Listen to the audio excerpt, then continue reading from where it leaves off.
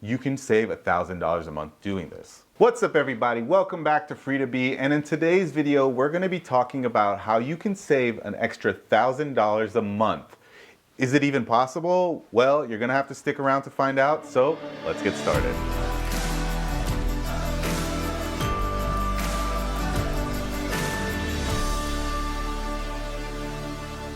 Now, as always, if you're new to the channel, please go ahead and hit the subscribe button down below. We cover financial literacy on this channel, as well as lifestyle tips and overall creativity, and you're not going to want to miss any of the content. And if you're joining us again, thanks for coming back. All right, so how do we save an extra $1,000 a month?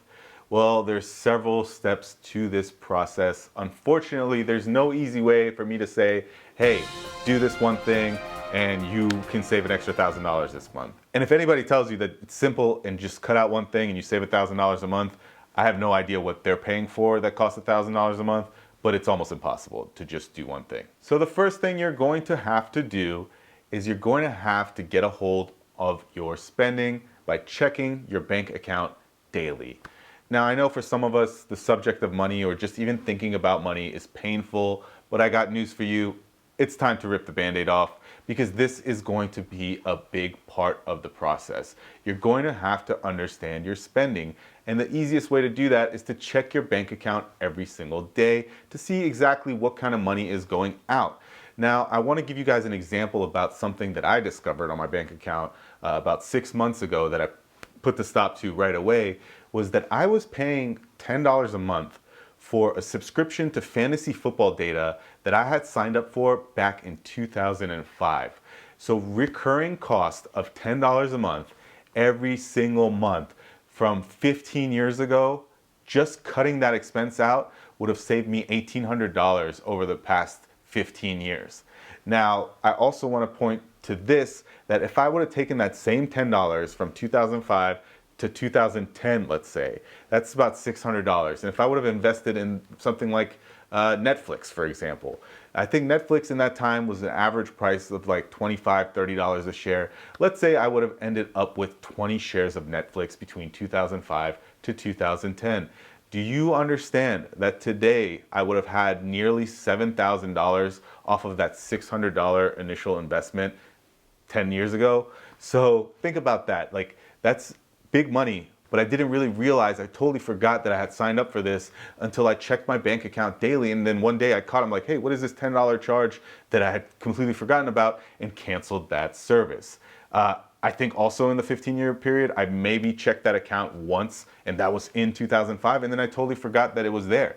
So check your bank account daily, get a hold of what's going out, pay attention to the recurring costs, and see which ones are necessary to your life, and the ones that aren't, cut them out right away, and you'll save 20, 30, 40 bucks right away that way every single month. The next thing you're gonna wanna do is to identify whether you are emotional when it comes to money. If you are an emotional shopper or have any kind of an emotional tie to money, you can leverage that to your advantage. And what I mean by this is, if you know when you're sad, you go out and shop, or happy, you go out and shop, sit down for a minute and think about a financial goal that you may have, you know, whether it's taking a vacation, paying off debt, whatever it may be. And then think about the feeling you would get from, you know, actually achieving that goal. And you're going to leverage your emotions to actually go and pursue that goal. So if you can think about your ideal vacation and it costs, let's say, $2,000 to go on this vacation, think about the joy that you might get from that vacation. Think about the happiness that it would bring you, and then use that emotion to go out and get that goal. So that's a great technique to use to save some money for a short-term goal or even a long-term goal. You could use that for your retirement. Think about what it would mean to you to retire 10 years earlier than all your other colleagues or all your other friends. Like, that's a big thing. So leverage your emotions to your benefit. Okay, after that, you're gonna wanna start treating money as a positive thing. Remember, when we were kids, we hardly ever thought about money. Money was never on our minds. And now all it is just a negative thing. Oh, I'll never be able to afford that. Oh, I'm way underpaid. Oh, I'll never get out of student debt. We just have negative connotations with it. So try to stay positive about money for 24 hours and see how that makes you feel. I mean, if you just stay focused and stay positive, that's going to alter your spending in a big way. instead of just negatively, being down on yourself about money that you don't have at the current moment. Think about it in a positive way about achieving those goals. All right, so the next thing you're going to want to do is identify purchases to see if they're a want or a need. Now, this is pretty difficult because, trust me, if you want something, you're going to justify that purchase for yourself.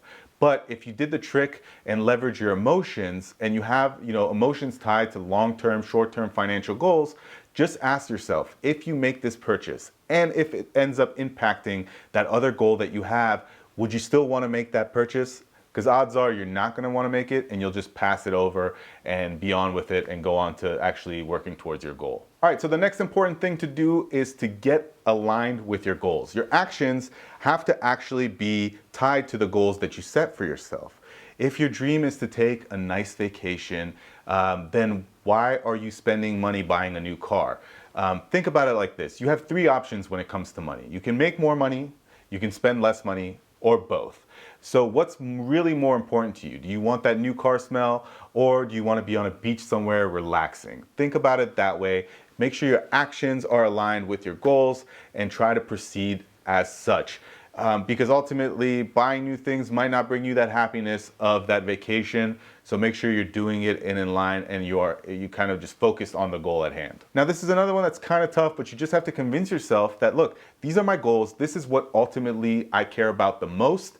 And just focus. Stay focused on those goals, and you'll be able to achieve them. All right, so the next step here in order to save $1,000 in a month is to make real, actionable changes to your habits. Are you spending $10, $15 a day on eating out? Because look, if you just change that up to only eating out twice a week, you're gonna save about 50, 60 bucks a week, which ends up being almost $250 a month. And that's $250 a month that you saved. Are you buying a specialty drink from a coffee shop every single day? Because that's going to be another $4 to $5 a day, which ends up being another about $100 a month that you can save right there. So between eating out less and giving up that coffee habit, you've now effectively saved around $350 a month. Do you need that new car that you bought? Why don't you give that up and go buy a used car cash? Because that $400 car payment is, again, money that you can save. Between the car payment, giving up the coffee habit, giving up the eating out habit, you've now saved almost $750 in 1 month. And changing habits take time, guys. By no means am I saying, hey, drop everything cold turkey. It took me a lot of time to give up the coffee habit. I was buying coffee every single day, and sometimes twice or 3 times a day. There were days where I'd spend $10 to $12 on coffee, which is just mind-blowing when you think about it, because you're talking about $100 a week on coffee, which is ridiculous. But I wasn't getting quite that carried away. Easily though, spending almost $250 a month on coffee.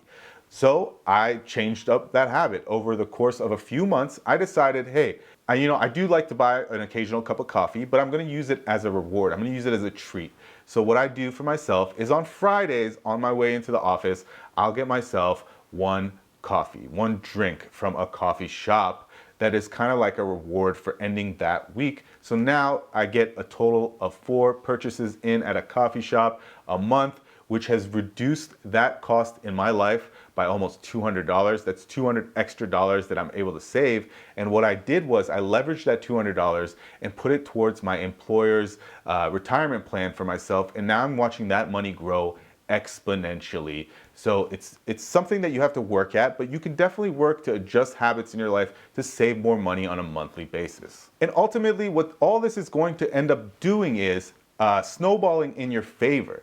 So you'll start noticing as you cut expenses, your bank account starts to get a little fatter. It starts to get a little bit more plush with money. And what you'll want to do at that point, because you've just formed this addiction of saving more money, is going to look for different opportunities, cut different expenses. So it's definitely not a one phase, hey, I can cut all this out of my life and save $1,000 in this month.